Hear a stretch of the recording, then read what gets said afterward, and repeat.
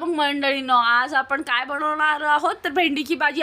भेंडीची भाजी ऐकून काही लोकांनी लगेच सांगितलं नको नको नको. मी म्हटलं का बरं नको भेंडीची भाजी?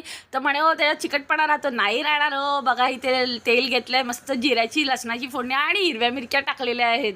आणि आता ही नाचत नाचत आली ना छान धुतलेली बारीक बारीक चिरलेली भेंडी. आता हिला मोठ्या गॅसवरच चांगली शिजवून घ्यायची सुरुवातीला. त्याच्यातूनच चिकटपणा पूर्णपणे निघून जातो. काही याच्यात पाणी राहत नाही. आता याच्यात टाकले जगातले सगळे मसाले, जसं हळदी, लाल मिरची पावडर आणि मीठ. आता तुम्ही म्हणालो हिरवी मिरची आणि लाल मिरची दोन्ही टाकता हो, किती तिखट लागेल ना हो. आम्हाला नाही लागणार हो. 2 मिरचीचं कॉम्बिनेशनची चवच वेगळी लागते. नंतर लहान गॅस करायचा आणि त्याच्यावर झाकण ठेवायचं, नाही तर मोठ्या गॅसवरच ठेवायला. आणि म्हणाल की हो तुम्हीच म्हणालेलं ना चिकटपणा जायला हो, तसं काही नाही आहे. नंतर लहान करायचं आहे. सुरुवातीलाच गरम त्यातलं चिकटपणा जाण्यासाठी आपण मोठा गॅस ठेवलेला. नाही तर जायची करपून आणि म्हणालो करपली ना भाजी. आणि सगळ्या शेवटी टाकायचं शेंगदाण्याचा